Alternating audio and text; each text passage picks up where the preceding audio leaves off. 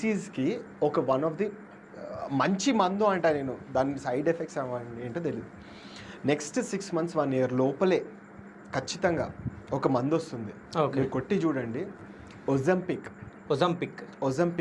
అని చెప్పేసి ఒక మందు వస్తుంది. It's an injection. ఇంజెక్షన్ వేసుకుంటే బక్క అవుతారు.